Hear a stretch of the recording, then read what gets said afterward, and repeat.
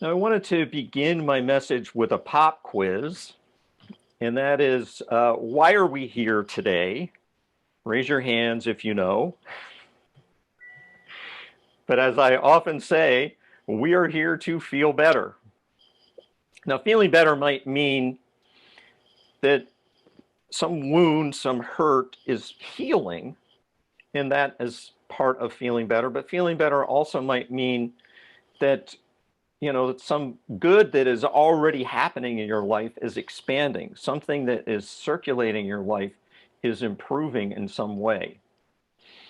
You might be taking that spiritual success and feeling and applying that good feeling to some other area of your life. So you might have, success in your career, and you're transforming, moving that success, utilizing what you've learned about that success, especially the feeling of that success, and applying it to another aspect of your life, maybe your creative fulfillment, or maybe relationships, or maybe your spiritual study. But just understand that my perspective is that I'm here in this process, in this community, to feel better. And I trust that you're here to feel the same. So, as Gary alluded to in the in the spiritual practices this morning, we are following along with a series of themes that have been evolved and developed by a group of people at the denomination at Centers for Spiritual Living. And the annual theme for 2021 is Timeless Wisdom, Evolutionary Vision. And the theme for the month of August, and we have 5 Sundays in August, so we get 5 themes, is for the month is a pause for guidance. And for today, as Gary mentioned, it is rise and re-emerge. So the context for the monthly theme is an invitation for you to pause for guidance, for rest, for rejuvenation, in order to prepare for that next leg of your spiritual journey. And what the folks came up with in developing these themes is that you welcome joy and innovation and authenticity and vulnerability and the opportunity to evolve your thinking. And then today's message was prepared by Marie Kirkland at the Living Aligned Virtual Ministry. And what she is bringing to this message is an invitation to rise and reemerge through restoration, integration, self-care, and evolution. Now, in this human phase of your soul's journey, you are not a perpetual motion mechanism, right? For you to be your best and to share your gifts, you must, in some form or fashion, become an expert at self-care. I mean, you must consciously pay attention to what feeds you, what restores you, what rejuvenates you, what reinvigorates you, in order for you to keep propelling yourself along this transformational phase of your soul's journey. The evolutionary vision piece is something that the CSL has what we call a global vision, an overarching vision for our organization. And so that vision is that you see a world in which each and every person lives in alignment with spiritual principle, a world in which individually and collectively, you and I, we are called to a higher state of consciousness and act with that higher state of consciousness. So that is something that guides our lives, that it is a collective and individual rising up and uplifting. In the timeless wisdom, this talks about what we have gleaned from the ancients, and that is this self-awareness, so much so that one takes that care for themselves in order to be a more God-filled presence in this plane. And that means that you and I become more conscious of our motivations, of that inner dialogue. We bring to conscious awareness any hidden beliefs. It is to observe and take responsibility for those choices that you make. you know, those choices that you're making internally and how they might have an effect on the world around you. And with this kind of self-awareness, you're more able to make, you know, productive, compassionate, conscious choices. So we have this quote from Ernest Holmes that says, the first step for you to take involves becoming aware that you already have the God qualities you wish to cultivate and experience in everyday life. You already have what it is you want. So let's just take rise and re-emerge as the two key words of our theme today. So the question becomes, from what are you rising? Are you arising out of some kind of challenge, or are you arising out of some sort of success? Are you arising from a dormancy that is accidental or intentional? Did you kind of proverbially fall asleep at the wheel, or did you intentionally lie down and take a break? And then, is this shift or change in your life condition, is this something that's deteriorating in your life? Maybe some of those stable structures that are by design crumbling in order to be rebuilt? Or are you maintaining something that's already good? Or is something improving? Is something growing in consciousness and good in your life? And is this a passing fancy? Is it a momentary experience, or is it something more gradual? And then the question becomes, to what are you rising? You know, did you just accidentally sort of catch that updraft?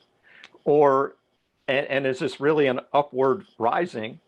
Or are you consciously, intentionally realizing, manifesting, demonstrating something better in your life? And then emerge or re-emerge.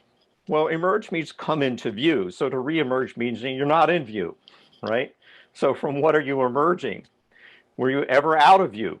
You know, maybe you always considered yourself to be on that, you know, that level of conscious awareness, at least so much as your waking thinking might allow. Or were you somehow out of view? You know, did you feel cast aside by something or someone? Or did you deliberately take yourself out of view? So to what are you emerging? What's coming back into view? What are you embracing? Is there some new dimension of consciousness that is seeking to come into your world of experience and expression? So Wayne Dyer says, in every moment of your life, you have the option to choose peace for yourself. In every moment of your life, you have the option to choose peace for yourself. So that might be something that you choose to emerge into, to rise into. And I came across this. I was reading a story that dates back to March of this year about a woman named Renee Montgomery, who is now the co-owner of the WNBA team called the Atlanta Dream. And in response to an interview she gave about what is a fairly challenging but successful process for her, she said, moments equal momentum. And this is a fairly common phrase used around the business and life coaching world. And I like to use my variation on this. Says moments create momentum. Moments create momentum. And so we often talk about this in the context of, you guessed it, spiritual practices, right? So spiritual practice is a way of creating those moments. And you're doing this consciously and intentionally. And as Wayne Dyer would say, part of that conscious, intentional practice is to choose peace or choose some other quality in your life that you're either wanting to expand on the good of that, or maybe bring it into an expression, an experience that you haven't had in the past. And so there are a number of spiritual practices. Every day, You might do some form of meditation, some form of treatment or affirmative prayer or just affirmation. You might do some form of spiritual study or reading. You might journal as a spiritual practice. And as I encourage people to do is vision on a daily basis. Simply ask, what is God's highest idea for this moment, right? For this day, for this week, for this life? And how does that feel? What's the quality of that vision? And that's something you can do, like for me, often many times throughout the day. And particularly if I'm challenged around something, right? That's a sign that I'm sort of out of sorts. And what gets me back on track real easily is just take a moment or two and say, what's the God idea here? What's the good idea here? Oh, okay, that's it. That's the feeling I want to cultivate. And then on a weekly basis, you might participate in sacred service. You might see your practitioner for spiritual counseling. As we've done today, we have given as a spiritual practice. And as you are doing right now, you are participating in the beloved community as a kind of spiritual practice. And getting back to my original statement, yeah, you're doing this because you want to feel better about someone or something or some aspect of your life. One of the practices that Reverend Marie Kirkland suggests in relation to today's theme of rise and reemerge is to journal. So I just wanted to speak a couple of words about journaling. And in particular, she suggests doing some sort of gratitude journal. Okay, make a list on a regular basis for what you are grateful, for what you are thankful. Now, when anyone makes that conscious choice to be grateful, to be appreciative, to be thankful, there are immediate changes in your thinking. You're actually accessing different parts of your brain that aren't accessed really any other way.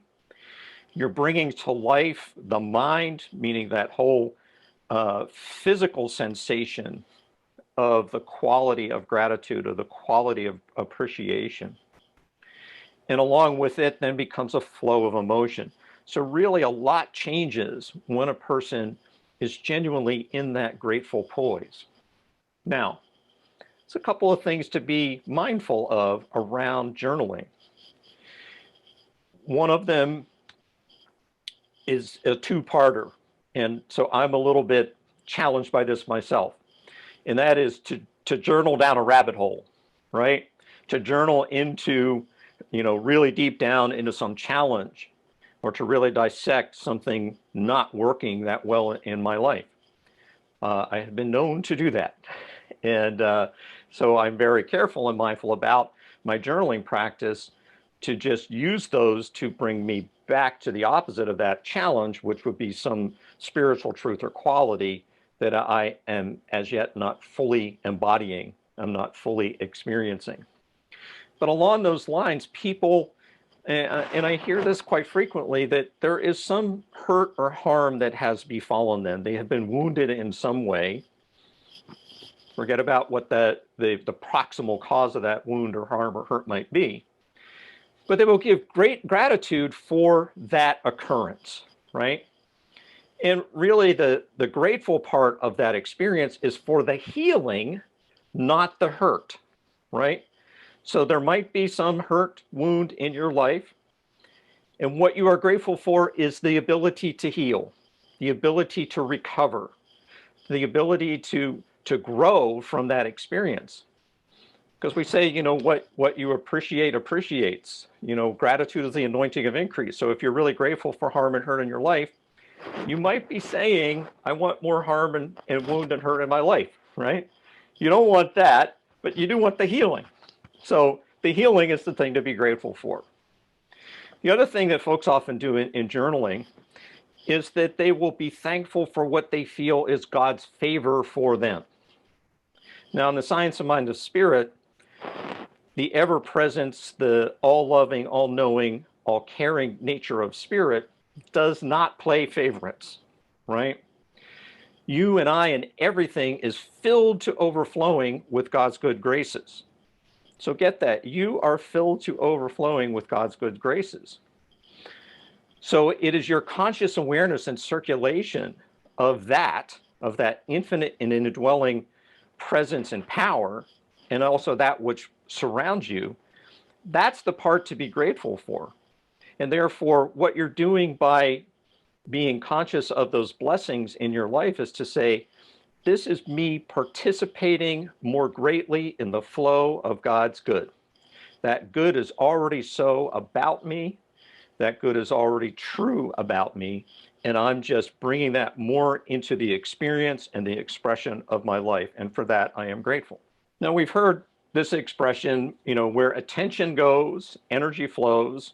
And of course, the add on to that, because that comes from the Huna tradition, results show. In the New Thought world, we have added or changed this to say where intention goes, energy flows, and results show. Well, what is it that is actually going to show up where your attention or intention ends up? Well, these will be more prominent in your life. These are the qualities, the feelings, those inward positive sensations that are a direct connection, an answer to any prayer or affirmation, is to feel more beauty, or to feel more peace, or to feel more freedom, or to feel more generosity, to feel more harmony in one's life. That is what the attention to, and therefore the intention behind it, where the energy flows and the result is you experience more of God's good in these human forms as a result of that practice and those principles. Now, I have often shared with you that, the Science of Mind teaching, there's kind of a bumper sticker that goes around that Science of Mind and Spirit is a teaching, a philosophy, and a way of life.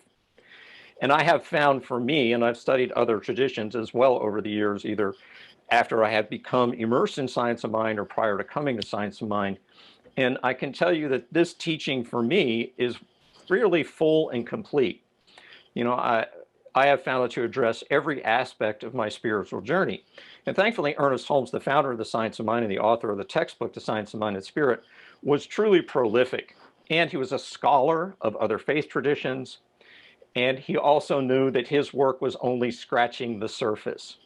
So he declared the teaching to be what he called open at the top. And part of that means that future generations, like you and I, are invited to expand on the Science of Mind teaching.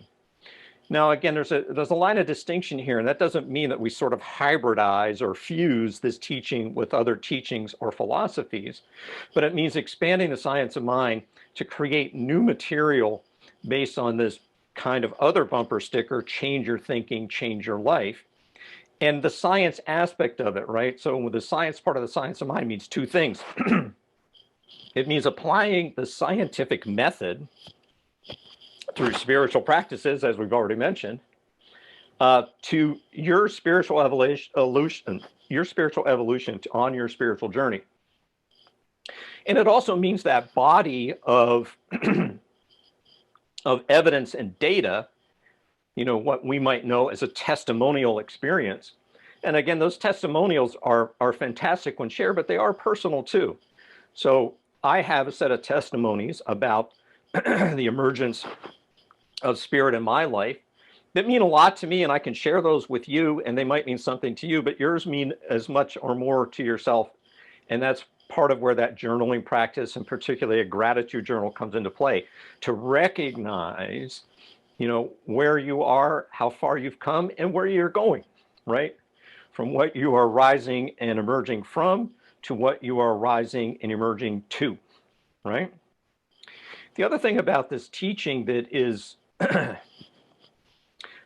is really a couple of things that are important to me to understand, and what attracts me and keeps me engaged in this teaching, is that this is a teaching of spiritual self-empowerment, right?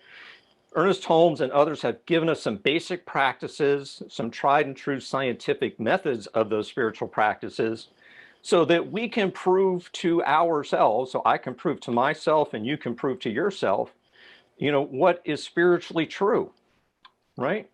The Science of Mind and Spirit doesn't even require that you have some belief in God, right?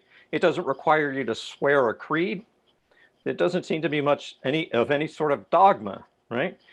The science of mind says you practice these principles and you will naturally feel and sense and intuit a force for good that indwells and surrounds you and creates and circulates all that is, right? So we have this quote from Ernest Holmes that says, "There is something within you that sings the song of eternity. Listen to it." You know, the force for good is the bigger self. It is the one power, the presence, the intelligence, the compassion. And that is what you are growing in your conscious awareness. It's already within you, right? But it is something that you are experiencing and expressing more of. And it's something that you live more fully, because at your essence, you are that big self. You are pure spirit. So your acts of spiritual self-empowerment bring about that rise and reemergence of that big self, that God self within you and that surrounds you. Now, the other thing I've said about the science of mind and spirit is it is a teaching of liberation. I can honestly say that I am lighter and freer today than I was yesterday, than I was last week, last month, last year, last decade, right? I have been freed in ways I never even knew I was not free, right? And once I began this process, this sort of procession of, in particular, dedicated spiritual practice, right? I began to notice other ways in which I can be free. So Michael Beckwith says, spiritual awakening is a journey of the heart. Every person's heart is a flame to know its true nature, to commune with its source.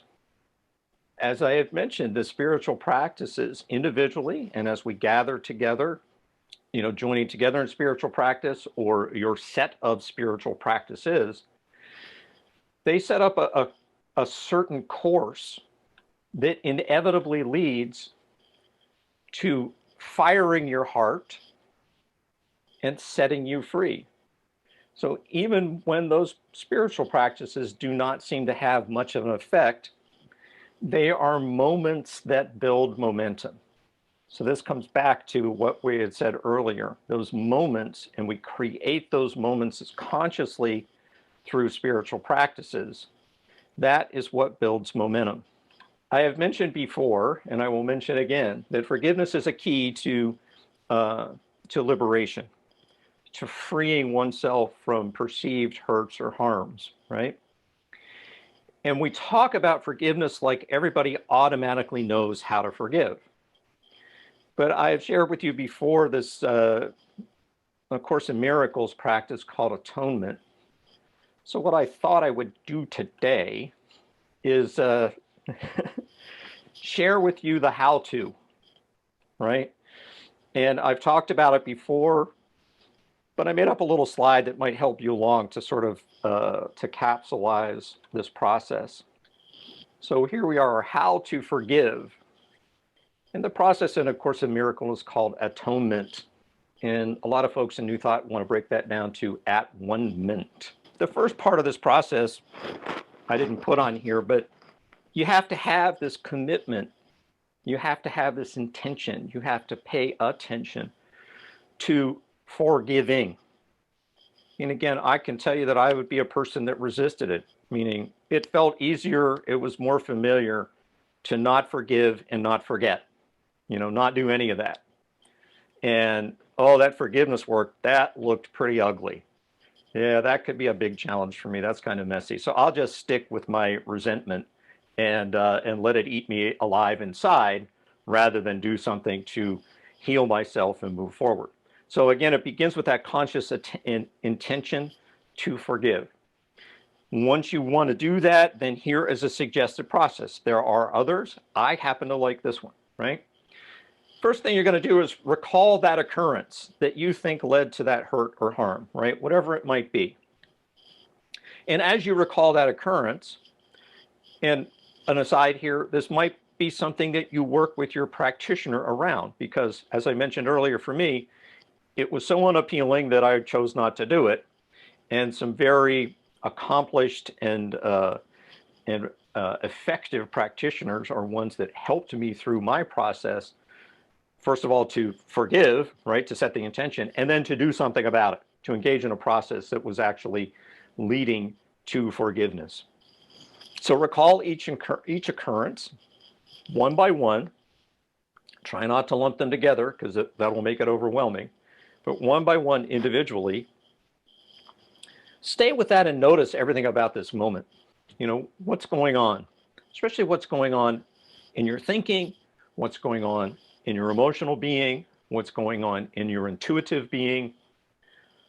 And then notice an instant in that occurrence where you made an unloving choice, right? And it would be natural if somebody's not, you know, a super elevated consciousness, if in a contentious occurrence, a contentious situation where you're feeling attacked, that you would go into a protective mode, right? That wouldn't seem all that loving.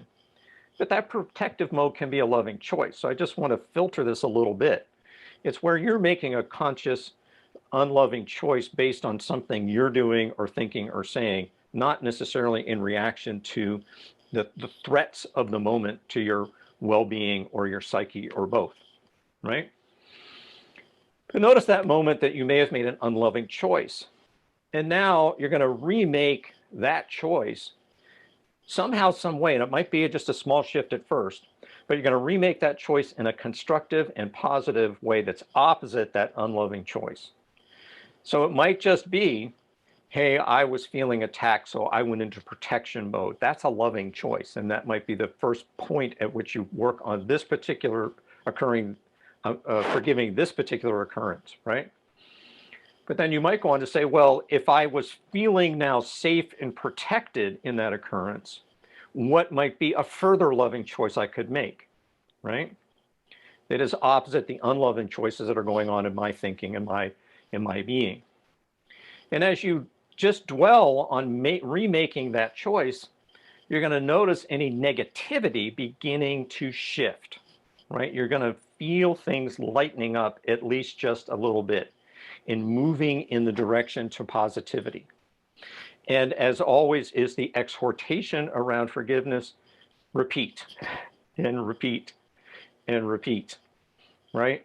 Until you get to a point where you are just free completely from this particular occurrence.